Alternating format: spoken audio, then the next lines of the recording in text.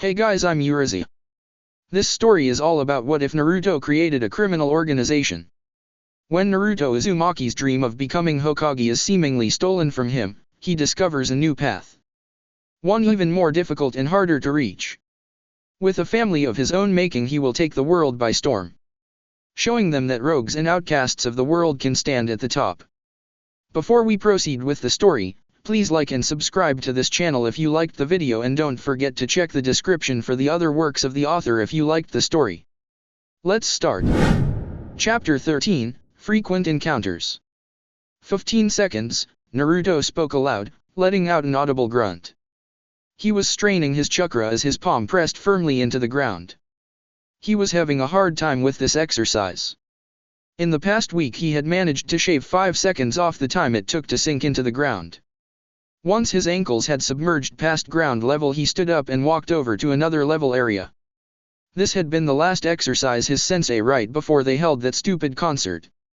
He had just gotten the hang of the Raisin Shield, but to his surprise he was told it was only on par with an ordinary Rasengan. He needed to increase his rotation speed but at least 3 times than he normally could. Hence, his sensei told him that rotating his chakra through dense materials like earth would force him to generate enough rotation to move the dense rock and dirt. Coincidentally, this exercise was training for one of the aspects of earth manipulation, an element that was supposedly his second most natural element. So managing to combine training into both had been a major boon in Naruto's book. He just hated how hard it was. Even with shadow clones the strain was immense. If he hadn't been keeping track of the time it took to shift the earth, he may have thought he hadn't made any progress at all. Raisin Shield. Rock. He held his palm to the flat surface for the 30th time this morning. Chakra in his hand pushed into the grass, tearing a small opening into the cool mound. He calmed his breathing, letting the everything around him still. The flow of his chakra obeying his will. This was his last attempt for the day. He didn't want to stay in one area too long. He was only on the 4th day of his trip towards the land of wind and had just crossed the border into the land of rice paddies yesterday. Not much progress when considering he could get there faster if he ran. Sadly, such speed was indicative of being a shinobi, which was more conspicuous than he needed to be. He had even been careful about taking the main routes. As his sensei would say, anonymity shares equal power with fame. Putting in more effort this time, he managed 12 seconds before the earth gave way. A noticeable improvement given he put it the last of his chakra to do it. He slumped over on some tall grass, breathing heavily. While his arm was sore, he felt satisfied with the result. He even laughed at his handiwork.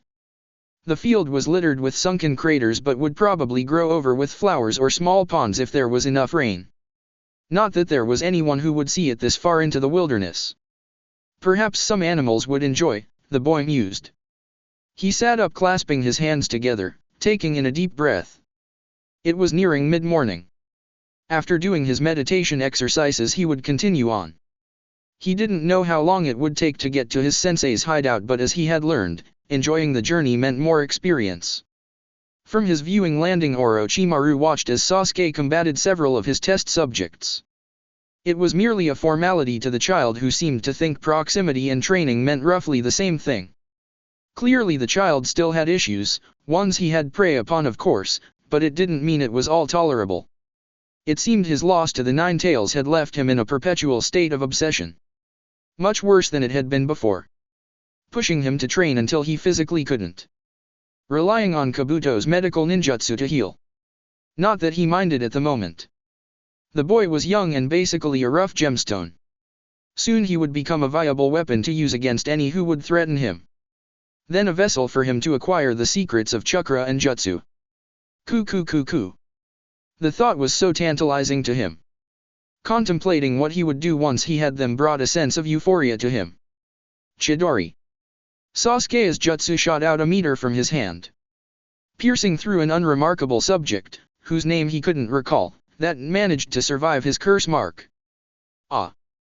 The man's cry dimmed out as his transformation receded. His blood pooling on the floor as he faded away. The man's body had barely stopped moving before Sasuke's victory didn't seem to faze him. Another. His apprentice demanded. His Sharingan was still blazing as he now drew his new Chokugyo blade he had gifted to the boy. A good pairing with his natural lightning element. Orochimaru clapped his hands. A gate opening on one of the side walls below him. Another unwitting subject stepping through. He looked much more imposing than the last. With the Sannin vaguely recalling him from a small shinobi clan in the Land of Woods. A passing fascination leading to his capture. "My lord, I bring you news," Kabuto whispered, kneeling behind his throne. "I'm sure whatever it is, that it can wait," he replied disinterested. "While watching Sasuke tear apart our past work is amusing, my lord. That information pertaining to Naruto we have sought has finally bore fruit." This perked Orochimaru from his thoughts. "Speak." "It seems a boy around Naruto's age with blonde hair and blue eyes has just entered the land of rice paddies." Frowning at this, it made Orochimaru wonder. "Really? Amusing as we were just there a few weeks ago. Is this information accurate? If not then dash." Kabuto grunted. "While the outfit he's wearing doesn't seem to match his typical apparel. It seems the boy was spotting practicing a jutsu similar to the one he used on me before," he added, a sourness in his voice. The Sannin chuckled. His excitement rose. "Yes, the Rasengan. So it seems Naruto has finally come out of hiding. Have our assets ready to test him, capture if possible." "Of course. Should I also prepare a vessel in case he manages to reach the village's inner sanctum? Something sturdy. If Naruto does make it that far, I'll make him feel despair for getting in my way." Orochimaru's laugh echoed throughout the chamber. Sasuke didn't even bother a glance as he cut down his opponent. If he didn't care what happened to his little friend, then he would keep him in the dark. "Oh yes, this will be very amusing." Coo. Naruto sat underneath a tree in the shade, listening to the soft rushing of water coming from the cool river running just down the hill. He was waiting to let his spare clothes dry. He only had 3 sets of the same type.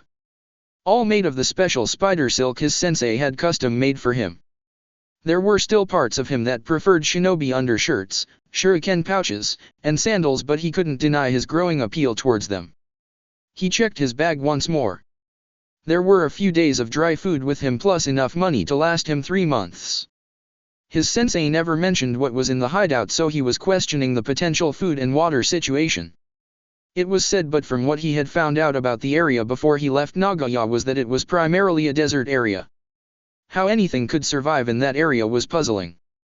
From the bottom pouch hidden in the bag that Naruto found yesterday, he pulled a very disturbing object out. He took off the necklace that Granny Tsunade had given him and held it out. Side by side, the similarities were staggering. Noriyuki had placed the necklace that was all but the same into his bag. The only noticeable difference was the color. Instead of a light blue, this one was a deep crimson red. Almost like blood. The two seemed to glow when in proximity to each other. Like 2 magnets drawn to one another. Naruto unfolded the small note that went with it. Reading it for the 3rd time since he found it. "Naruto, I am leaving this with you as I feel you may find a better use than it than I ever could. I recognized the one you wore the moment I saw it. To see it again after so long really surprised me.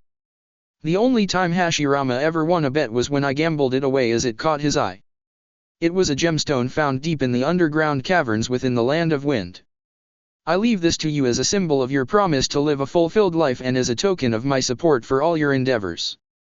May it give you strength in times of need. Your proud sensei, Noriyuki." Naruto placed the note and the red necklace back in the bag. He wasn't sure what to do with it at the moment. Like usual, it was another mystery his sensei threw on his lap like hot soup stock. The necklace was supposed to be cursed according to Granny Tsunade. But it seems it originally belonged to his sensei before the first Hokage took it. Now he had 2. He wasn't too sure how to feel about that. Does this mean I'm double cursed? Naruto speculated the implications of how bad being double cursed was certainly an issue he would have to deal with. Currently, he was facing another important issue. A really important issue. Man, this is boring. Naruto whined, waving his hat in his face. 4 days into his iconic departure and all he had seen was trees and mountains. He's had trips to the library that were more exciting. Certainly the high-action, high-stakes excitement his sensei seemed to summon like one of his air cannon munitions. He looked to the sky. Calm, quiet, just like it had been since he left. I don't know if anyone up there is watching me, but I could certainly use some excitement. Even some bad weather will do. He talked out into the sky. All that responded was silence. Not even a small breeze to signify any response. He shrugged. It was worth a shot, the boy thought. It was probably best for him to carry on to the next town and make his way to his destination. Not like trouble wouldn't find him eventually. He walked down towards the river. His spare clothes were lying on a flat rock, already dried. Despite his boredom, he couldn't complain about the weather. Warm, the occasional cool breeze, the sun making the water sparkle, a body floating down the river. Huh. Naruto scanned ahead. A figure in purple was floating down the river. Definitely a body that was partially submerged. Realization struck him. Oh shit. He ran towards this person, only stopping momentarily to look up at the sky again, tipping his hat. Thanks. The water was easy enough to walk on, so scooping the person out wasn't an issue. It was a boy, roughly around his age. He had long sandy blonde hair that reached down to his shoulder. He wore a long-sleeve purplish shirt with a long green tie around his neck. He checked him if he had any form of identification on him. The only thing he had was a pouch with some weird wooden object. It looked like it was cracked into two. It vaguely looked like a musical instrument. Similar to his shakuhachi flute. Despite being in the river for who knew how long, the unconscious boy was alive. There was a faint rise in his chest. It meant he was still breathing. But he was shivering like a leaf in the wind. He was unnaturally pale too. He needed help badly. Naruto cursed. Of course, sensei showed me how to play cards rather than even the basics of medical arts. Not that he ever claimed to be good at either. He let out a heavy sigh, hoisting the damp boy over his shoulders. Guess I'll need to head to the nearest town quickly then. So much for staying dry. The unconscious boy groaned. He clearly seemed like he was in pain. Naruto undid his resistance seals, seeing as this was a medical emergency. Just hang on, I'll get you the help you need. Sesame Fuma had her back pressed up against a large tree. Surrounding her were 3 of the Jonin from her village that had gone off to join Orochimaru. Just like her cousin Arashi. Someone she hadn't seen in almost 2 years. Someone she desperately wanted to see again. Even if it took methods she wasn't comfortable with. Are you sure this is the only way? You won't hurt him, will you? She asked. Kamikiri gave her an analytical look. She couldn't tell whether or not what they were asking of her was true or not. Don't worry, we don't plan on hurting him. Lord Orochimaru has asked us to capture him. Once we do, we can take you to see Arashi. Sesame gathered her nerves. Relaxing slightly, knowing that she wouldn't be abetting someone death. Okay, what must I do? Kamikiri looked at Jigamo, who nodded to him. They seemed to be having a silent conversation amongst themselves. The lanky, spider-like man turned to Keijiro, who was emerging from underground.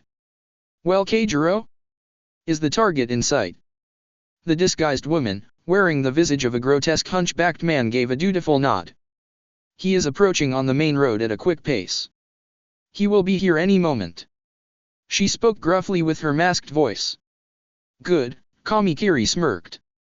We just need to make this look good. So long as you can handle it, Sesame. Sesame was already prepared. Giving a silent nod, pulling down her cloth mask over her face. Let's do this. Then get going then. Turning on her heels, she sped towards the main road. Weaving and dodging through trees. Her abilities in fighting were practically non-existent, but she was agile and avoided a lot of the low-hanging branches and foliage. Even with the thick fog permeating the woods, she knew the area like the back of her hand. She grit her teeth. Waiting for the inevitable. They needed to make this look convincing. That meant they had to be forceful in their methods if they wanted to supplant her within the target's defenses. This type of thing was new for her, so she wasn't sure if she could actually sell the lie. Only the hope of seeing Arashi again would push her to succeed. Good luck, Sesame. She heard Kamikiri whisper behind her. Egg. She cried out in pain as the blade of a kunai sliced across her right shoulder. It was mostly likely a superficial wound, but it didn't mean that the pain it caused was any less real. Nearly tumbling forward, Sesame recovered just enough so that she made it past the threshold of the forest and out to the main road. She skidded several feet on the dirt and stone, her knees scraping in pain. Before was a steep hill with the more of the many patties that her nation was known for. She turned just in time to see the target Orochimaru was after. He too skidded as her abrupt appearance forced him to stop. Of all the people she was expecting to see, this was probably the strangest. He wore an outfit similar to those she had spied upon working in fancy bars and taverns. A black vest over a long-sleeved button-up orange shirt. Similarly was the black pants and closed-toes shoes he wore. What she found unique about him was his striking blue eyes that seemed to glow in the shadow of his oddly shaped hat which hid his shortly trimmed blonde hair. "If you're looking for me to carry you, I'm afraid I'm full up at the moment." His words broke her from the stupor she was in. His odd clothing aside, she finally noticed that he had been carrying someone over his shoulder. All she knew was that it was the one wearing black that was their target. Sesame had no clue as to who the other person was. It wouldn't deter her though. Not while their plan was already in motion. She clutched her shoulder and let out a painful groan. Please help me. They're after me. They work for Orochimaru."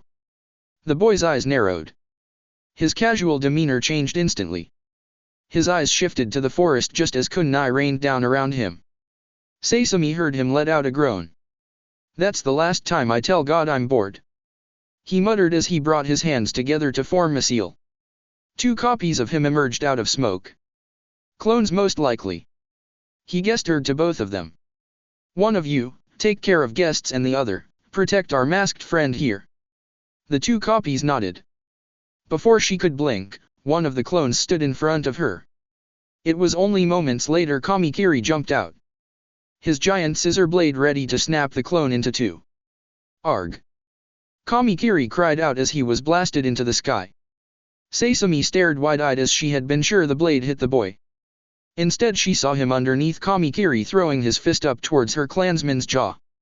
He must have ducked underneath the blades at the last moment and came underneath his guard, she thought. As Kamikiri was launched into the air, another figure she recognized, Jigamo. He flew towards Kamikiri backwards. He was crumpled over, coughing up blood from his mouth. She traced the trajectory with her eyes to see the other clone standing behind the original, cracking his knuckles. "So you two work for Orochimaru, huh? Perfect, he and I have some business." The original passed the unconscious boy on his back to his clone. He strode forward to her downed clansman. They struggled to get up. The blue-eyed boy's attack seemingly strong enough to wound them critically. A surprising fact, as they were considered some of the best in her village and the fight had lasted only a few moments. The ground shook as cracks stretched around her comrades. It began to sink as Kajiro rose from the earth. She launched several kunai at the boy to halt his approach. Taking the momentary distraction, she grabbed onto Kamikiri and Jigamo, pulling them underneath the soil to protect them. "This isn't over," Kajiro spat, "the girl will be ours. You will pay for your meddling." The boy scoffed at the ominous warning. "I'll be waiting." All 3 of them were now gone. The quick exchange had ended faster than any of them expected. She was told they were going to force the boy to flee with her in tow. Then they would follow them after she found a way to slip him some sleeping powder when he let his guard down. Kamikiri told her that he was a genin from the Hidden Leaf village. The boy didn't even look like a ninja but seemed as strong as a jonin. His serious look faded as he removed his hat to scratch the back of his head. He crouched low to meet her eyes. Despite being so strong, Sesame didn't feel like she was in danger. She was normally shy when it came to new people, as growing up in a ninja village where conflict with other lands brought many dangers to them, each new face potentially being a threat. Yet this boy felt different. He shot her a smile, holding out a hand to her. "Nice to meet you, my name's Naruto Uzumaki." Without any of her usual hesitation she took his hand. "Thank you for helping me. My name is Sesame." Naruto huffed a sigh of relief when he saw a town in the distance. It had been right where Sesame said it would be. From there he would be able to get help for his unconscious passenger and medical supplies for Sasame's injuries. Hopefully, he would be able to pick up some clues on Orochimaru as well. If he was in the area, then he planned to pay him a visit. Even if it was on his own. After all, he was in his sensei's black book. He had sent an enhanced shadow clone with Sasame to a nearby temple on the outskirts of town. Apparently she was known in these parts, so it would put her at risk being seen in a highly populated area. He promised to rendezvous with her after getting supplies and finally get the full scoop on why Orochimaru was after her. Whatever it was, he wouldn't let that snake get away with it. Even if he had to fight the bastard himself. The sign outside the town labeled it as Tetsukiri. It looked modern enough, certainly not the worst town he had seen. It didn't mean that it was the sparkling pillar of civilized society. If Naruto could describe it, only one word came to mind: a dump. Barely 10 seconds in and saw a man crash through a wooden shutter in only his underwear. In a nearby alley he saw a scantily clad woman leading a gruff-looking man by the hand. Two men seemed to be having a fist fight right in the middle of the street, with two guys betting money on who would win. His sensei would have loved this place. Hell, he probably passed by here at one point in time. He. I can work with this, Naruto beamed a grin. Ahu. Naruto heard his passenger groan. It seemed like he was having a nightmare. His shivering was getting worse as well. Breathing becoming deep as sweat poured down his face. Hang on, all right. We're almost there. Naruto turned to a large man with long dark hair leaning against a nearby building. He wore a red band around his forehead. On his back was a massive blade, almost like a cleaver. It was obvious that the man was more than some typical brute. It would be cool to see how his blade stands up against his raisin shield. Other than that, he was unsure what the man was doing. Loitering most likely, so it was a sure bet he spent a lot of time in this town. Excuse me, good sir, you wouldn't happen to know if there is a hospital nearby, would you? Beat it, brat. The man said, barely giving them a glance.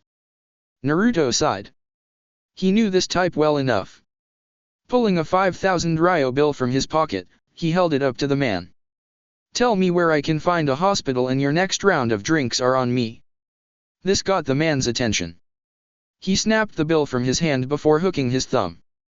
This town doesn't have a hospital. There's a clinic on the other side of town. Don't expect quality treatment though. Thanks, hopefully they'll be able to help him. Naruto said, gesturing to his current ward. The man snorted. HN. Your friend looks like he's about to kill over any moment. I hope not. It would be nice to know the name of the person I saved. At least to know I didn't carry them all this way just for him to die. He said as he continued walking deeper in the town. This actually caused the man to hum. You just gave someone 5,000 ryo to help a stranger? Why? Naruto turned his head, shooting a cheeky smile. Wouldn't you want someone to help you if you were just left for dead? Walking through the town was a spectacle in itself. This place was the embodiment of lawlessness. Fighting, gambling, prostitution, it was certainly a deplorable enough place where any rogue, shinobi or otherwise, would likely spend their free time. Which also meant that there would be plenty of information to gain out of it. Since Orochimaru was practically the poster boy, girl, person, for rogue shinobi. His sensei taught him there were 3 ways to gain information out of someone. Through charm, intimidation, or greed. He wasn't too big on the intimidation part. The special challenge where he learned his sensei's interrogation method was certainly something he would never forget. That left charm and greed. His skill in charm still needed some work, but he definitely got the basics down hanging out with Midori and her friends. Naruto froze. Shit. I forgot to say goodbye to them. He mentally cursed himself out as they likely woke up in that precarious position thinking he just took off.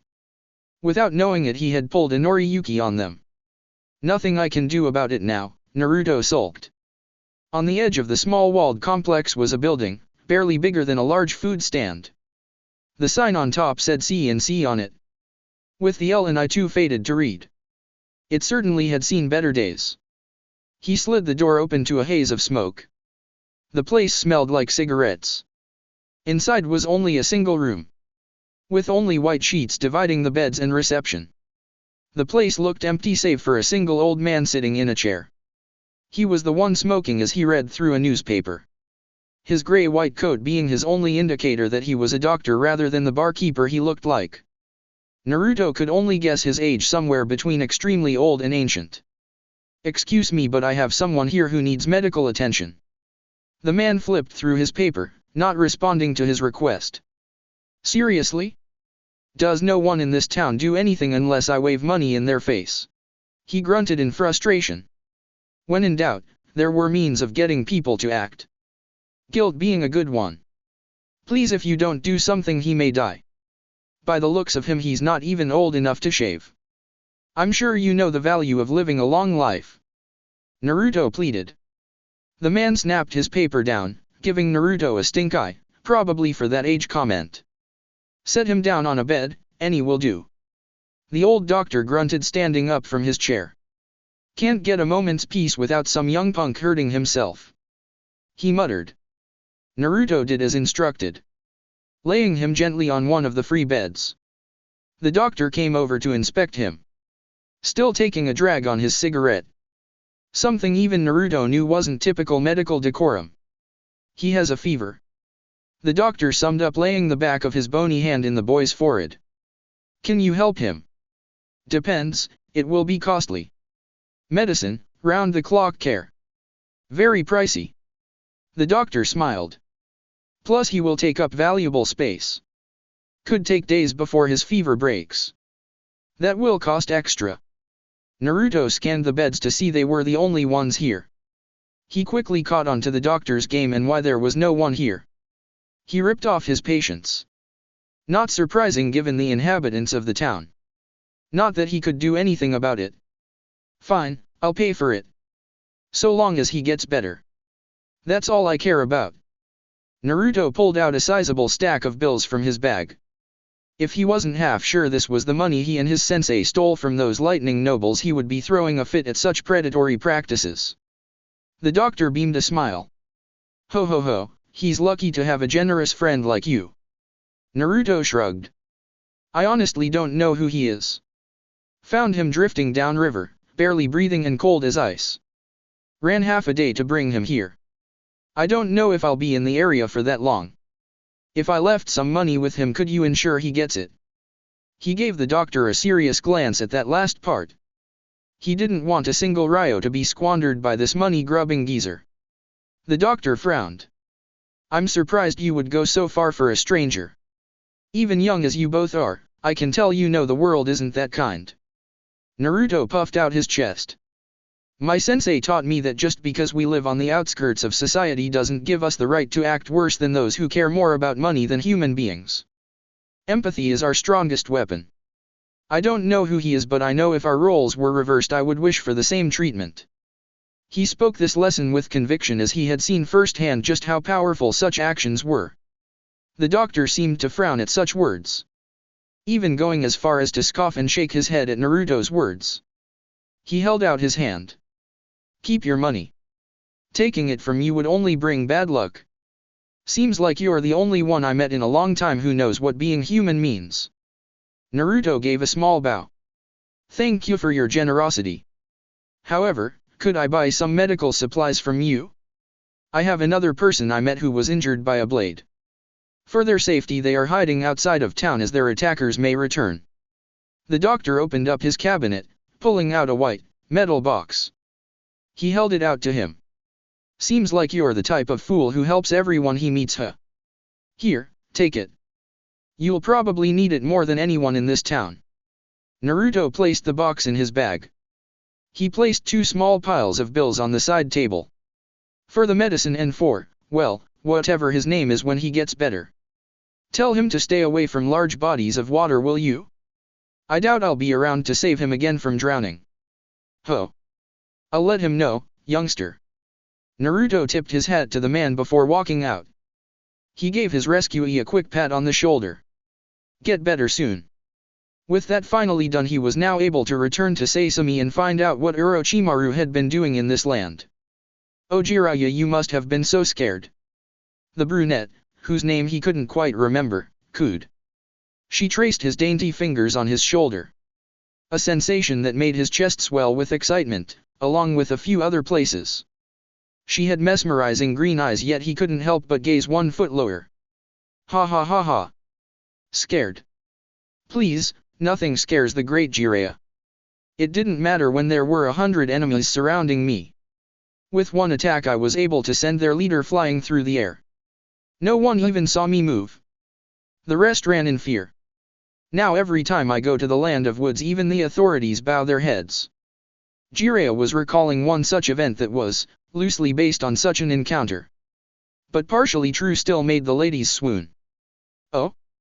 You have to show me these moves sometime soon. She said, her sultry voice carrying a multitude of insinuations. Insinuations that made good material for his books. Great material, in fact. His next book would be his greatest masterpiece yet. Ha ha ha ha. I don't know. I have plenty of moves. Some I would rather not show in public. Perhaps we can go someplace quiet and I can give you a personal demonstration. Jiraiya gave his best provocative smirk while wiggling his eyebrows. It was one of his best moves that got the ladies going. Sure, there is a private room where we can dash. Hey, I know that stupid laugh anywhere. Pervy sage. A loud, brash, idiotic voice cut into the mood. Jiraiya bolted to his feet, sending the brunette tumbling off the Seiyushian next to him. He leaned over the railing of the private balcony he was on to give a peace of mind to that name. Who the devil has the gall to say such a thing to me? He squinted at the lone person looking up at him. There was only one person he knew who ever called him that. A little orange pipsqueak with more guts and hard-headedness than common sense. He blinked thrice, squinting even more at the small figure in black. Nostalgia and confusion hit him in equal amounts. His shinobi instincts failed him in this instance. Who the hell are you? The boy turned his head, pulling his hat down. Sorry, I was mistaken. Please don't let me disturb you. Jiraiya did just that. Content with just letting the encounter slide. Sadly, when he turned back, his sure thing in a tight blue dress had vanished on him. Why me? He sobbed. Seeing he had nothing to lose now, he jumped off the balcony down to the street. Walking briskly up to the boy in the suit he knew for sure was the same brat that usually blocked his research efforts. He grabbed the boy by the shoulder, stopping him. The boy huffed, turning to show the same blue eyes he was accustomed to. Really, pervy sage, don't you have better things to do than waste your time here? Waste my time? Everything I do is for the mission. Besides, I should be asking why you're here. The boy stiffened. I was on a mission, he mumbled. Something was off. Typically the kid would be bouncing off the walls asking for training. Now it seemed like he wanted to be as far away from here as possible. I can see. Quite the mission it must have been to have to dress up in that monkey suit. He mocked. The kid pulled his arm away, folding them in indignation. I think I look sophisticated, thank you very much. Ha. Sure, if you want to look good mixing drinks in a bar. Well, at least I don't look like I make a living begging off the streets, pervy sage. The kid annoyingly shot back with his grating voice. Jiraiya's face twitched, brows knitting together. My Phocian sense is the envy of all men. Also, stop calling me pervy sage. I can think of worse things to call you. He shouted for all the world to hear. Jiraiya palmed his face, seeing this conversation going nowhere. Typical of his talks with the kid. He may look different with new clothes and a trim haircut, but underneath he would always be a knucklehead. So you were on a mission? He asked, getting back on track. Naruto nodded. Yeah, helping some business guy. I got separated from my team and decided to make my way back to the village. Now things are starting to make sense, Jiraiya mused. So you got lost. Ha ha ha ha. Yet you say I'm wasting time. Pretty lame, Naruto. He needled his apprentice, hoping to watch him explode. Sadly, the boy took his insult in stride. Yeah, well, I'm guessing you haven't been to the village since my fight with. Naruto frowned, clearly recalling that somber experience. You have probably wasted a month trying to find Orochimaru here in the land of rice paddies, haven't you? He whispered that last part. Jiyaya's eyes widened. He never mentioned his mission here, yet the kid hit the nail on the head. He gave a firm nod. I have had little luck though. The hidden sound village is somewhere in this land. How did you know I was looking for him? Naruto gestured them to continue walking. The kid's eyes scanning the crowd. An astute observation, the Sannin would admit. He too could feel eyes on them. Ones that hadn't been there a few moments ago. I encountered a girl who was being pursued by some of Orochimaru's men. She told me they were after her but didn't say why. I was hoping she had knowledge about their hideout. They injured her, so I came to town for medical supplies. I have a shadow clone watching over her at the temple south of town. She said there may be people here who may be in league with Orochimaru. Jiraiya took in the brief yet clear-cut assessment. He was impressed. Beyond impressed. The kid had taken the initiative like a pro. Hell, he even had a better lead than he scrounged up in the past month. A bit of a blow to his pride, to be honest, but given it dealt with his slippery former teammate, even blind luck counted. Something his apprentice had in spades. The Sannin eyes shifted to a neon sign with a very curvaceous woman on the front. A bit of drool slipped from his mouth. He spotted several beautiful women winking at him. Perhaps his previous failing could turn into a success if he played his cards right. There may even be clues about the hidden sound village too. I'm a friggin' genius. The Sannin thought. Ha ha ha ha ha. Randomly laughing lecherously after I tell you Orochimaru is after someone. You wonder why I call you pervy sage? Naruto muttered. Can we just go already? The sooner we get the information, the sooner we can act. Jiraiya cleared his throat, completely ignoring the boy's request. He held out his hand expectantly at the boy. While you go help the girl, I'll stay behind to finish up my intelligence gathering. However, it will require support to ensure its success. I'll make the sacrifice and enter the den of ill repute for the sake of hunting down Orochimaru. Jiraiya giggled at how treacherous his search would be. Perhaps he could score some private time. Typical. The boy spat. Venom spewed with such furor that it snapped Jiraiya from his delusions. He had never heard the boy sound so cold. With only one word, Jiraiya felt a chill run down his spine. The Sannin watched as the boy reached into his bag, taking out a stack of bills. He tossed them to the ground before walking away. He reached out trying to come up with something to say, but the words wouldn't come out. Despite his misgivings about getting close to the boy, he had hoped to have developed some rapport with him. Although the last time he had seen Naruto was after their fight on top of the Leaf Village Hospital. Jiraiya hadn't been too pleased about the incident, but he understood, given his own past. Taking the money, Jiraiya put a smile on his face. He could deal with the kid later. Right now he had other things he needed to do. Hello ladies. You wouldn't happen to be interested in the time I stared down the leader of the Land of Woods, would you? It's quite a tale. Ha ha ha. They smiled, calling him to enter their fine establishment.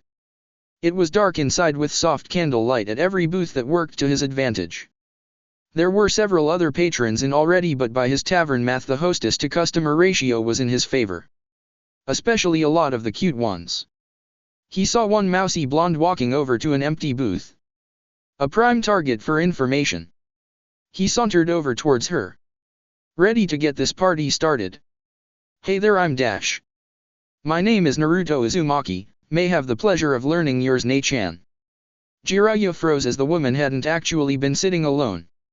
Rather, the person sitting with her just wasn't all enough to reach over the booth. Naruto had slipped in and was now kissing the hand of the woman he had set his sights on. Well, aren't you a cute one? My name is Sumair. The woman replied. Getting a better look at the woman now, Jiraiya could easily see that she was more than old enough to be the boy's mother. A very disturbing thought. Ah, what a perfect name. A violet so like a flower, with eyes that sparkle as gems with the night sky. May I have been so lucky to gaze upon such rarities, for I seek perfection and nothing but. The boy spoke poetry like he was ordering from a restaurant menu. Jiraiya and most likely the woman's eye were just likened to gemstones, did a double take. It wasn't uncommon to hit on consorts, but to do so while sounding so genuine was rare. Sumair smiled very brightly at the boy's words, leaning in to kiss him on the cheek. Jiraiya could only gape as he had gotten farther in a minute than it took him most nights. This was like being with Minato all over again. Except this time his apprentice was actually trying. Naruto, kids shouldn't be in here. Jiraiya scolded. If I see any, I'll do the responsible thing and show them out. His apprentice replied, not even bothering a glance his way. Oh, and what about that thing you had to do at the temple? Naruto raised his hand, waving one of the hostesses over. Taken care of. It's a good thing I can be in two places at once. A shadow clone. Jiraiya surmised. He was about to sit down when Naruto raised a hand. Sorry, but I would rather have my privacy. You tend to go on and on with your incessant stories, and I would rather discuss music with Sumair. I'm sure you can find your own booth. Age hasn't ravaged your brain completely yet. Naruto mocked. Even Sumair laughed at his apprentice's quip. How did you know I like music? Sumair asked. Naruto took her hands and flipped them over. They're faint, but you have calluses on your fingertips. If I had to guess, you play the shamisen and you're ambidextrous. Quite a rare talent for a refined woman like yourself. The Sannin caught his student's glance as he spoke about her ambidextrous talent. A shamisen used a pick to strum, so calluses would only be on one hand. Most amateur musicians wouldn't be ambidextrous unless they required it for jutsu. Sound jutsu. The kid was again surprised him. Fine, Jiraiya whined, I can see when I'm not wanted. He took the booth next to theirs. More curious now how his student would proceed. Although small talk was only a tiny part of collecting information in a bar, as he was sure the kid would soon find out. The hostess walked up to their table. Jiraiya could see the strained look on her face as she saw how young Naruto was. He nearly snickered at the scene. Yes, what can I get you, sir? I spied a bottle of Kurosawa on your top shelf. That should tide me over. The whole bar went silent. Jiraiya nearly had a heart attack when he heard Naruto ask for a 70,000 ryo bottle of alcohol. Typically such a thing was ordered for special events, but his stupid apprentice had just ordered it like some appetizer. How did the kid even know the name of the brand? Jiraiya pondered. Are you sure you want a whole bottle? The hostess asked. Naruto frowned, a look of sudden realization seemed to hit him. He turned to Sumair, giving her a small bow. My apologies, Sumair, would you like some too? I should have been more considerate. I hope you'll forgive me. We'll take 2 bottles, please. I'll help her to finish her bottle. Naruto placed a wad of money on the table. He slid it over to the hostess, who dropped her pad. Oh, and keep the change. The girl took the money, nearly tripping over herself as she practically skipped behind the bar counter. Wow, I didn't think someone so young had such expensive tastes. Sumair said. Naruto leaned back into the booth, scratching his chin. Well, it's expected of me. Image, you know. The son of a feudal lord must be decisive and determined in anything he wants. His apprentice rolled his eyes. Not that the land of tea has ever gone without anything before. You're the son of tea's feudal lord. Sumair spoke slightly louder than her previous baritone. Her eyes lit up in the way Jiraiya was all too familiar with. Ones filled with incessant greed. Gemstones indeed. All the attention in the bar was on Naruto. Here are your bottles, my lord, the hostess said, bowing to hide her duplicit smile. She placed them next to 2 glasses. Please. Enjoy. Thanks. Naruto chirped. To Jiraiya's dismay, it was clear that the glasses had been coated with something. He's of experience in that regard. He was about to step in when he saw the kid break everything he knew about him. He uncorked the bottle and instead of pouring it, he downed it straight, no glass required. Everyone watched like some circus performance as the bottle of very expensive booze was gone in less than a minute. The kid let out a satisfied gasp as he held up the empty bottle like it was some trophy. Not bad. At least for something 15 years old anyway. Granted, any malt alcohol older than I am would probably taste better than anything else they have here. He. Although it's a real shame I was the one to drink it. A shame? What do you mean, my lord? Just call me Naruto, please, Nei-chan. Sorry, it's just an inside joke. I'll tell you later, I promise. Oh well, no worries, you really know your alcohol, Naruto-kun, Sumire complimented. She masterfully hid a look of sourness that her plan didn't fall through. Not that the Sannin would let it. Naruto opened the second bottle, pouring some into a glass and sliding it over to her. Sorry for getting a head start, I was quite parched, you see. It would be disheartening to hear more about you, Nei-chan, while my mind was preoccupied with my own thirst. Don't worry about it, she said awkwardly, holding out the glass. Naruto tapped the bottle with her glass. Cheers. To new encounters, may they always be this pleasant. Naruto said boisterously. Indeed. She said quietly, taking conscious sips from her glass. After this the two began talking about other things. Rather, it was Sumire who did more of the talking while Naruto kept asking her questions. Nothing related to the hidden sound or Orochimaru, but things that were just about her. Music, art, clothing, and other things. Jiraiya never thought Naruto even had a single clue about any of these things. It went on for almost half an hour non-stop. Even as Jiraiya settled into his own routine with two cute girls at his own table, he kept his focus on them. Naruto was resting his cheek against his fist. The boy just stared at her, just listening to her speak. Like everything she said was the most important thing he had heard in his life. The only impressive thing about it was genuine he seemed. Never let it be said that Naruto didn't use his boyish charm to his advantage. I too enjoyed Shira Hime's Sonata played in the last Princess Gale movie. I even got a chance to meet Princess Koyuki when my father visited her after ascending to the throne of the Land of Snow. Your voice reminds me a lot of hers. Perhaps you can give me the pleasure of playing your shamisen for me sometime. Naruto said. Of course, Naruto-kun, whatever you desire. Sumire replied. Another thing Naruto seemed to sell was this whole feudal lord's son ruse. Jiraiya had already gotten the sense that some of the patrons in the bar weren't there for casual merriment. Wouldn't they be in for a surprise when their likely kidnapping attempt turned into a beatdown? Sadly, it will have to be another time. My personal attendant and I have business to attend to. Naruto let out a sigh of disappointment. Sumire latched onto the kid's hand. It had been reflex on her part from what the Sannin could tell. Easily fast enough to be a kunoichi. But what even threw the experienced shinobi off was the woman's reaction. He could tell hidden intent a mile away, yet now there seemed to be a look of sorrow in the woman's eyes. A twinge of regret. Another aspect he was familiar with. Please don't go. I have enjoyed talking to you. Perhaps I can treat you to something sweet. Sumire offered. Naruto took her hand again, this time kissing the inside of her palm. A blush forming on her face as Naruto's eyes seemed to stare into hers. Nothing has been sweeter than getting to know you, Nei-chan. Sadly, the business we have is urgent and this short respite is all we can afford. Jiraiya gaped with his jaw hung low.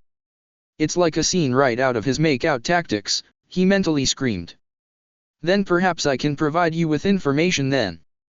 I know a lot about this land. She spoke. Her voice became more desperate. Trust me, it's nothing I would want you involved in. I would rather you not get hurt on my account. Don't worry, I can take care of myself. She assured the boy. Naruto scowled, staring off into the wall. His eyes looked like they were digging up a bad memory. A dear friend of mine was hurt by a sound ninja from this land. My attendant and I will be paying their village a visit once my men track them down. At least once they get the shinobi we captured to talk. As you can see, it's too dangerous. I fear I have already said too much. Sumire went silent. Her body went stiff as a board.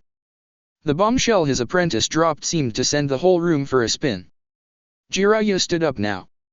Taking advantage of the situation to see what leaves they managed to shake. He coughed into his hand. Let us go then, Lord Naruto. Jiraiya said, cutting through the silence. Your father expects you to wrap up this business soon and return to the land of tea. Naruto huffed. Yes, I know. No need to repeat it for the upteenth time. They were making their way to the exit. Now would be the time to see who would make the first move. The Sannin was betting it was the men sitting by the booth near the entrance. It was narrow and a good place to box them in. It's what he would do. The two made it halfway through the bar before Sumire finally broke. Wait. If you want information on the Hidden Sound Village, then I know someone who can help you. The two stopped. Naruto shook his head. While I appreciate it, Ne-chan, I would rather not put you in harm's way. He lives nearby here. Please allow me to show you the way. I promise no danger will come out of it. Sumire supplied. Naruto hummed and thought. Well, if you're sure. I would appreciate it greatly. For my friend's sake as well. Just stay close. Follow me then. The two exited the tavern, following the shapely blonde woman down the street to an alleyway. Jiraiya already sensed movement from the rooftops. Their trap was being set as they approached. Then eventually came to a dark alleyway.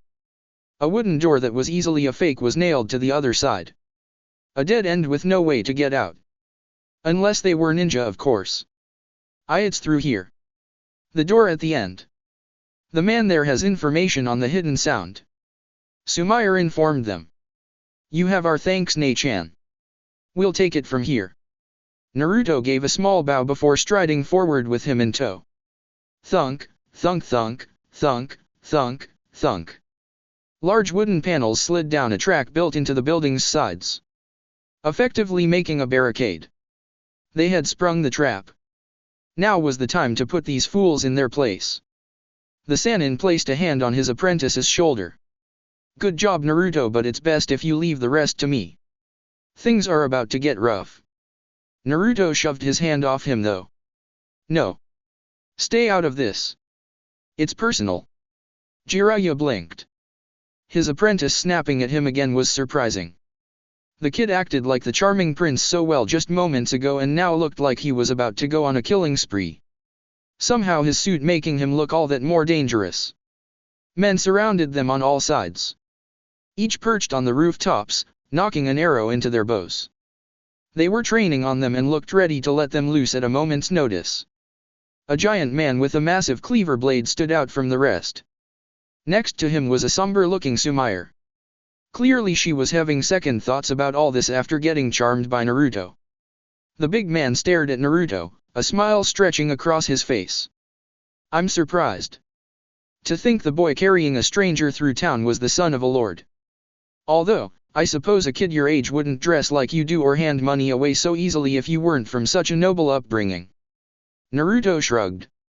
You say that like you didn't mind taking money from someone who just wanted to help someone from dying, mister. The name is Hanzaki.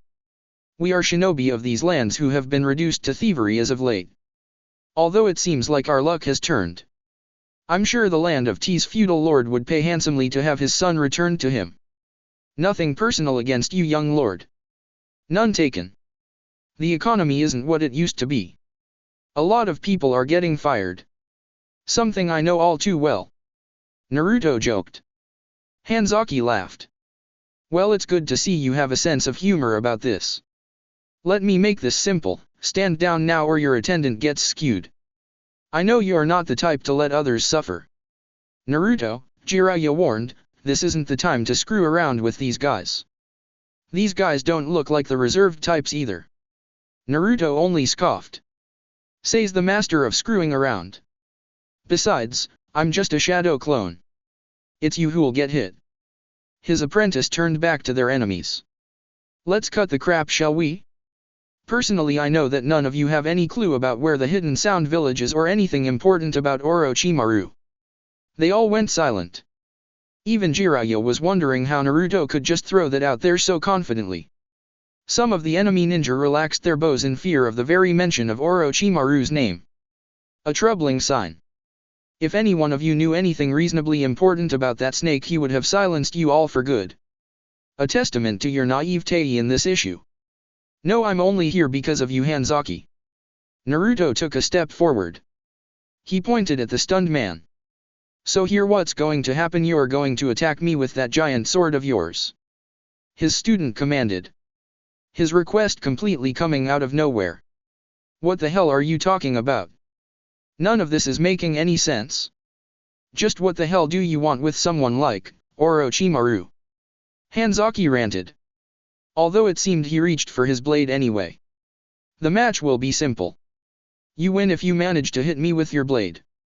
If so, I'll come along with you quietly. However, when you lose, I expect you to answer my attendant's questions about the hidden sound. Do we have a deal? Naruto said confidently. Hanzaki seemed to regain his bearings, laughing at such an outrageous request. The only thing stopping Jiraiya from interfering in his student's madness was how off-putting it was. Like the boy in front of him was a completely different person. Even his analysis of Orochimaru killing anyone who was a true loose end was spot on. Something he had come to realize was a foreign concept to the kid. Fine. I have no issue with that. I'll be sure to aim for your arm.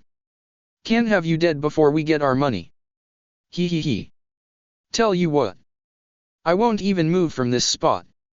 Call it a handicap. Cocky brat. You asked for it then. My ninja blade, Zanbato. Hanzaki leapt into the air. His sword roughly came down at the angle that would cleave his student's arm off. Jiraiya was half tempted to pull the kid away. This Hanzaki looked like he had a lot of brute strength. Such immense force was better dodged, yet the kid looked like he was adamant about taking it head on. Everything that happened slowed for the Sannin. Naruto raised his right arm into the air. His palm flat. Quickly, the familiar blue wisps of chakra that formed a Rasengan began to form. However, this was different. The typical sphere shape seemed flatter, like a disc of chakra, its shape being reformed into that of a small circular barrier. A variation of the Rasengan, Jiraiya realized. So many thoughts spun in his mind as this was completely new to him. Something created from Minato's original jutsu. One that Naruto seemingly invented.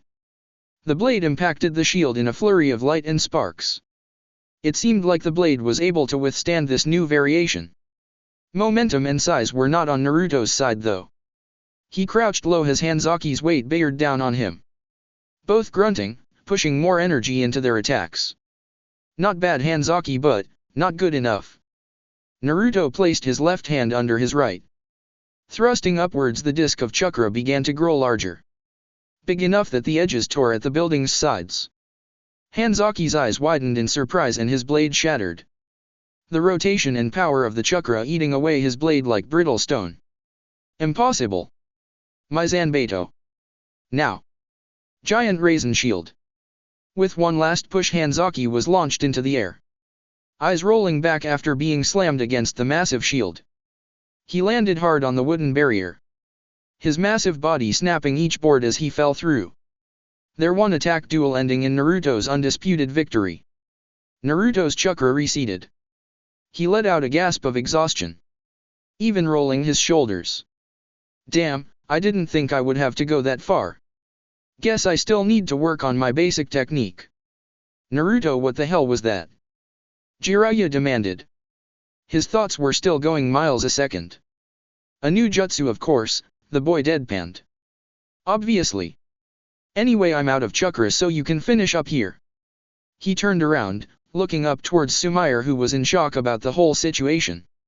His apprentice adjusted his hat, letting his head dip slightly. Perhaps we'll share sweet music someday. As the clone vanished, a musky liquid took its place and muttered onto the ground. The comment about the expensive bottle of Kurosawa being a waste being all too apparent now. No doubt the original Naruto would know what happened here now. A topic of discussion they would be having. Jiraiya palmed his face. He was agitated, letting his judgment falter in the kid's involvement. With his curiosity being strong enough to affect his decision. Something had to be done. He stared at the point where the clone had been, muttering under his breath. Quite the waste, indeed. Naruto was annoyed. For some reason, seeing Pervy Sage again had got to him. Oh sure, at first he had thought his 4 days as a solitary rogue were over before they started. The Sannin being there to take him back to the village, or worse, prison. Luckily for him, that hadn't been the case. The pervert had spent his time since his whole debacle with Sasuke doing what he always did. For some reason that pissed him off. He was glad he sent a clone to derail Jiraiya's fooling around. It served him right. If it had been Noriyuki, Naruto would have been dragged with him no matter where it was. There was no arm's length with his shameless sensei. No ignoring or brushing off. Everything was meant to help him grow, even in ways he didn't understand. The pervy sage was different. Seeing him only resounded the words of his sensei in his mind. They live in a world where they feel like they could die at any second, so they play it safe. Never really experiencing the other 99% of what this world has to offer. Never expressing themselves because it doesn't fit into some arbitrary shinobi rules. Most importantly, they put barriers around their hearts in fear of getting hurt and never really connecting with anyone, comrades or otherwise. He was starting to see it now. Pervy sage's barrier. Why connect with someone who could grow attached to you and die later on? Better to interact with strangers who only care for money. It's easier and less painful than making meaningful connections. If someone only after your money they hurt you, then it wouldn't really matter. Because of this, Jiraiya was letting fear of being hurt rule him. Only throwing himself into depravity rather than truly enjoying life. Naruto understood now. His anger lessened, and in return was only pity. It had been unfair of him to compare the two. Noriyuki was on a different level than Jiraiya. The difficulty stemmed from how his sensei was able to overcome his own weaknesses while the Sannin continued to hide behind them. The only teacher he had who had such growth was probably Eureka. Letting his shield down to connect with him on a level that no one had up until that night, he became a genin. It spoke a lot about his academy teacher's character. His ability to care about his students even when it may lead to heartbreak. Naruto walked up the steps of the temple, making several shadow clones in the process. He ordered them to scout around to see if those creeps from before were still in the area. They probably wouldn't just let Sasami go so easily. Sasami. He knocked on the temple door. I have returned from Tetsukiri. I have medicine. Pulling it open, he could see her now without her mask on. To be honest, she was cute. Incredibly cute. Her long orange hair had a shine to it even in the darkness of the temple's chamber. She sat against the wall clutching her shoulder. There was little blood, but it still meant a chance to get infected if it wasn't treated. Welcome back. Thank you for helping me, she said. No problem. He dispelled his clone, taking in the information he had learned while he was in town. Apparently the girl knew where Orochimaru's base was. An important enough reason to send his goons to kill her. Not that he'd let them. He set the medical kit down in front of her. Here, I'm sure you'll want to bandage it yourself. I'll stand outside to give you some privacy. She looked down at the kit. It was very quiet, but she mumbled something he couldn't quite hear. He leaned in slightly. Forgive me, Sasami, but I didn't quite catch what you just said. Cece, could you help me apply the salve? She stuttered up a storm while making the request. Her voice was barely louder than before. Naruto nodded. He was aware how sensitive women were about letting others touch them. Something he had nightmares about since his second day of training with Noriyuki. Only if you're okay with it. She nodded, his hands tightening around her knees. Turning around, she lowered the right side of her gray vest to reveal her bare shoulder. The red line where the cut showed was easy enough to see. His knowledge with first aid was non-existent, but he had seen Sakura bandage him and Sasuke, mostly Sasuke though, enough time to get the general idea. He had experienced more about the female body in the past 3 weeks than most men saw in their lifetimes. Seeing Sasami's lone shoulder for some reason made his face warm. Mentally he kicked himself for thinking such things and swiftly applied disinfectant and bandage to the cut faster than Sasami could react to the sensation. And we're done. He stood up, turning around as quickly as he could. Thank you. She squeaked, zipping up her vest. Don't mention it. He took a deep breath. So anyway, you told my clone that you knew where the hidden sound village was. Why would you ever go somewhere so dangerous in the first place? It's because I'm looking for my cousin Arashi. This land has many shinobi clans that had lived in harmony with one another. Sadly, a lot of costly wars led by the feudal lord had pushed us to the brink, and many now struggle to survive. 2 years ago, Orochimaru came and offered to help those who served him. Those with special and powerful jutsu. My cousin was the strongest among us of the Fuma clan, so he was chosen as our representative. Since that day I haven't heard a single word from Arashi. Tears began to pour from Sasami's eyes. Clearly her cousin's disappearance had taken its toll on her. I was desperate enough to infiltrate the hidden sound village. But I was spotted and... It's alright, he soothed, I understand. Too well in fact. Naruto crouched low, grabbing her hand and squeezed it tightly. My friend nearly gave his life away for the promises Orochimaru made him. Empty and hollow ones. I fear your cousin may have been entangled in them. She sat frozen. Her face was red and looked like she had a fever. He wasn't why his words were affecting her like this, but he knew how difficult they were to hear. But have no fear. I will expose Orochimaru for the fraud he is. I give you my vow that I will help you see your cousin again and hopefully pull him from that snake's clutches. You have my word. She nodded mutely, her hand squeezing back. He helped pull her onto her feet. Her tears were wiped away and replaced with determination. His words clearly reached her. Can you lead me to the hidden sound village? Yes I can, so long as you allow me to go with you. Naruto smiled. Naturally. It may be the most dangerous thing you'll ever do, but I would feel bad if you missed me kicking Orochimaru's scaly ass. He he he. Sasami giggled. A nice change in demeanor. We'll need to hurry then. Some of my clones have spotted your pursuers from earlier skulking around. We should also meet up with my sensei. He sighed, mentioning the pervy sage. Your sensei. Channeling his inner Noriyuki, Naruto grinned wolfishly. You have the devil's luck, Sasami Fuma. He may be a hopeless pervert who thinks about nothing but women. However, underneath all that he is still Jiraiya of the Sannin. If Orochimaru manages to get away from me, you can be sure he'll smack him down.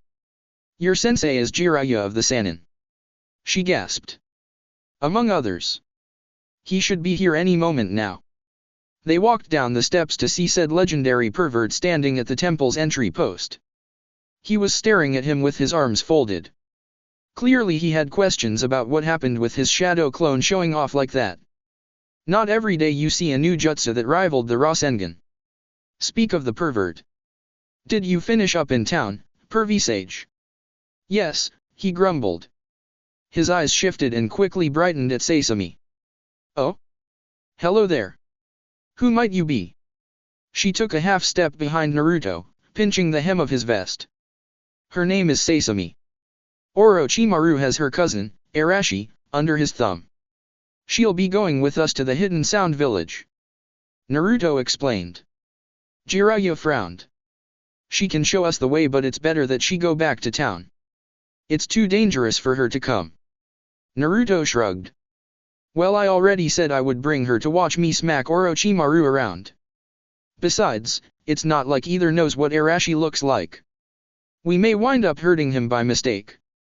Don't get cocky, Naruto. Jiraiya chastised. Anger dripping from his words. You know well enough how dangerous he is after encountering him twice. If you encounter him, you flee and let me handle it. Naruto scoffed. I'm not afraid of Orochimaru. Especially now that I know his weakness. To his credit, the pervy sage actually looked shocked at that boast. Saying it so casually that it may as well have claimed he knew what the snake's favorite type of drink was. His weakness? What is it? Naruto smiled. It would be too hard to explain. Come on, Sasami, we're wasting time here. He beckoned her to follow. Hey, don't just walk away, Naruto. Then keep up. The three walked towards the mountains in the distance. Apparently Orochimaru's base was in a forest in the valley between them. Even though Naruto wasn't a sensor, he could faintly hear the sounds of more and more watchers from the trees. It just meant they were heading in the right direction.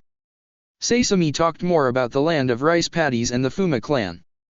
She seemed happy discussing the times before Orochimaru showed up. It seemed Arashi was the closest relative she had left. A big brother to her that watched took care of her when both their parents were killed in a war with a neighboring land. So you're from the Fuma clan, Jiraiya asked. Sasami nodded. Yes, I am. Funny that you mention it. That tavern we went to was a hideout for your clan. Led by a man called Hanzaki. You met Hanzaki? Sasami frowned.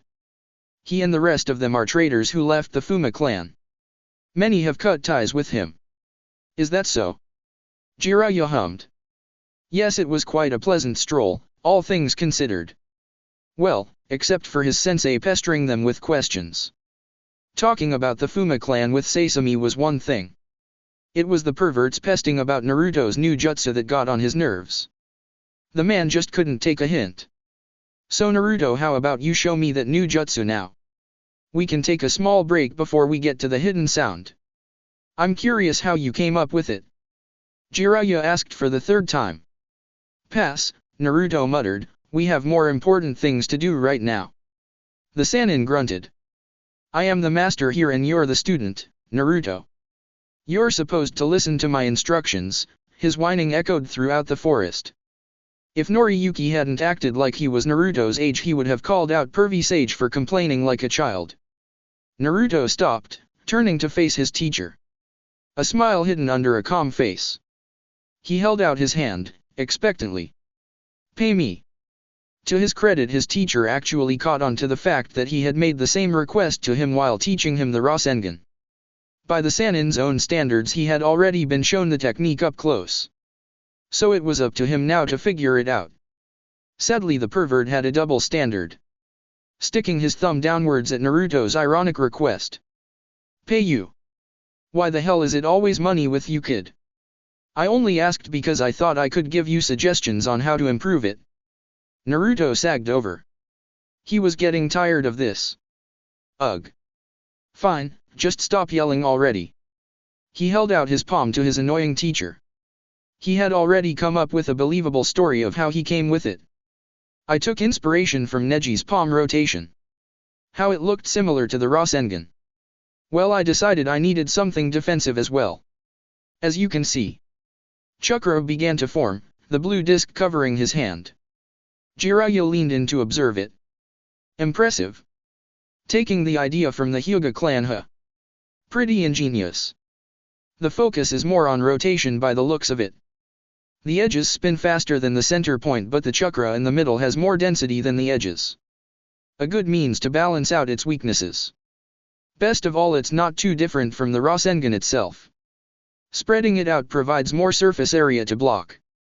Hell, it may be easier to do than the Rasengan. The Raisin Shield. A very apt name. Naruto was a little surprised how his perverted teacher had gotten the main gist of it so easily. Although it seemed his teacher had no idea the measures he would have to do to ensure it was stronger than a regular Rasengan. He had shadow clones clashing the two jutsus together. Only with his enhanced rotation training did the shield defeat the sphere. You even managed to make it bigger. Does that mean you can do the same with the basic Rasengan? Jiraiya asked, holding out his hand. He demonstrated said technique. The Rasengan was slightly larger than it had been before. Naruto kept the shield spinning in his right hand. On his left he formed a Rasengan as well, pushing more chakra in it to make it larger than his teacher's. A fact he felt smug enough to comment on. Quite small, isn't it, pervy sage? The sage scoffed. Oh please. I can make it as big as a house if I wanted to. Yeah, it's not hard, Naruto agreed. Not hard. The sage cursed. He shook his head. His large white mane flailing back and forth. It's barely been a month. You can even perform the jutsu without a clone now. Just what kind of training have you been doing since I have been gone? How have you improved so quickly? There was a tone of an accusation hidden within it. One Naruto did not like. So he merely shrugged. He knew he was acting flippantly, but since he was trying to annoy the pervert, he didn't care. It's not like telling him the truth would help matters. Willpower. The blonde-haired kid said, letting his jutsu go. Come on, we can measure the size of our jutsu later. The sooner we get there, the faster we can find Arashi. Sasami nodded. Also distracted by their casual use of powerful jutsu. Yes, let's hurry. It's not far from here. Jiraiya's stomach growled. His thoughts had put it off for a while now, but it seemed after trying to show off his jutsu to his student, he found himself running on empty. They had reached a quarry where they could deal with their persistent watchers. More importantly, he could get the full measure of this Sasami girl. Her mention of Hanzaki being a traitor only outed her as a potential pawn for Orochimaru. Hanzaki had said they left because they wanted no dealings with his treacherous former teammate. The only boon he could give to the man who led a group who had stooped to common thievery. "Alright, let's stop here," Jiraiya commanded. His apprentice signed once more. "Seriously? You're being a real pain in the ass, pervy sage. A shinobi never goes into battle hungry," he defended. "This may be our only chance to rest before entering battle. May as well take it.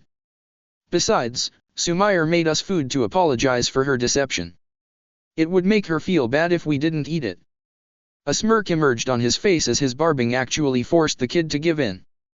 Clearly he had a soft spot for the fairer sex after all. Hard to tell given such a masterful performance by the son of the land of T's feudal lord. "Did you tell them I lied?" the kid asked, folding his arms. "Who knows," he replied deviously. "Oh, whatever, let's just eat and get going." They set everything out on a blanket. It was quite the time to be having a picnic, but he was sure it gave their watchers something to gawk at. "I'll go make us some tea," Sasami offered. "That sounds great. Thanks." The Sannin shot her a smile. It was perfect for two reasons. He knew she would most likely try something now. She most likely didn't know he was on to her. They could turn this ambush into their advantage. He promised Hanzaki he would watch out for her and return her back into his custody. Once she showed them the way, he would send her back. The other reason was now he had a chance to clear the air with his student. He didn't know what had gotten into him lately. Naruto had improved by leaps and bounds. It was scary to see such improvement when just a few weeks ago the kid struggled with the most basic of shinobi aspects. It was like the boy had aged by a decade in the blink of an eye. But he hadn't though. The Sannin had thought that the battle with his teammate had broken something in Naruto. Forced him to mature and take his training seriously. Changing his very mentality. He wouldn't blame the kid for that. He had been in the same situation but hadn't been able to keep his from getting away. But this growth wasn't normal. Worse was how arrogant the kid seemed. He always rushed ahead without thinking, but now it seemed his reckless actions were planned out. A fact that may have been worse. Especially when he would face real monsters like Orochimaru and the Akatsuki. So for the boy's sake he would nip this in the bud while motivating him to continue to grow. "I am impressed, Naruto. You really have grown since I have been gone. But you still have a long way to go with the Rasengan. Maybe in a few years you may actually complete it." Jiraiya felt smug as the bait caught his prey. "Complete the Rasengan? You didn't think the Rasengan was complete, did you?" The fourth Hokage was able to take it a step further. He boasted, half lying. It was true, there was a step beyond the Rasengan. While Minato never lived long enough to complete it, he had managed to add fire nature to his Rasengan before. Sadly it was difficult to control and took half his chakra to use. For that reason he never really used it. How was he able to do this? The boy leaned in. A spark in his eyes. He was a master in his elemental jutsu. After years of difficult training he managed to combine into the Rasengan. Only a real genius like him could pull it off though. The boy sat silently for a moment, taking in this pseudo-lie. How long did it take him to combine the two? Which element? What shape did he make it into? Jiraiya fumbled. He didn't think the kid actually wanted such details. Huh? It was wind, I believe. It took him 4 years after making the basic Rasengan. As for a shape, it was just a more powerful sphere. Naruto's eyes widened. He managed to combine wind with the Rasengan. Interesting. It must make it S rank then. Jiraiya nodded. That would be a correct assessment of its potential difficulty. Don't worry though, so long as you keep training hard you might be able to do the same with your own element. In fact, once we return to the village I'm going to tell Tsunade that I'm taking you on a training trip to prepare for the Akatsuki. They'll be making their move in a few years. At the rate you're going you'll be ready by then. The boy didn't say anything. Merely ate his onigiri before Sasami returned with the tea. They thanked her as they both had used their replacement technique to fool her. They watched from a distance as their fakes collapsed to the ground, leaving Sesame alone to greet one of their enemies. Sesame felt a throbbing pain in her heart. She had almost not gone through with the plan. For some reason she had trusted Naruto more quickly than anyone she had met before. There was something about him that just drew her to him. Like she could trust him with her life. A feeling she had only felt with Arashi until now. Her feet felt like lead as she walked over to Kamikiri. She hated doing this. Only the fact that it led to the chance of seeing Arashi was keeping her going. Even that, felt a little hollow at the moment. Well done, Sesame. Kamikiri congratulated her. I have done as you asked. Now bring me to see Arashi. Kamikiri smirked. Soon as we take care of these guys I'll bring you to him. Sesame's heart lurched. What do you mean? I thought you were supposed to capture them. The kid, yes, if it was an option. But that punk has a lot coming to him after the humiliation he caused me. Lord Orochimaru can study their corpses. Kamikiri sneered at Naruto. His scissor blades snapping. On instinct, Sesame drew a kunai. Ready to cut down the man who lied to her. Stay back. I won't let you harm him. Kamikiri scoffed, laughing at her feeble attempt. He raised his blades back ready to strike her down. I guess you can die with them then. Sesame steeled her resolve. A strength in her she hadn't felt before. If so, then I die knowing I protect someone who matters to me. How foolish. Rah. Sesame closed her eyes for a moment. She expected pain to sear across her body as the blades cut her. Instead she jolted as an arm wrapped around her waist. The scent on pine needles filled her nose. That warmth she felt in her chest when Naruto held her hand. The only fool here is you. Naruto voice cut in. Sesame watched stunned as the boy she thought was unconscious grabbed Kamikiri's blade with his bare hand. He pulled the man in to send a kick to his stomach. Her clansman coughed up blood and spit as he was sent flying back. Naruto, how did you? He nudged his head over to the picnic blanket. The two unconscious bodies turned back into logs. Substitution. Guilt filled her as he had known her betrayal from the beginning. She had done something unforgivable.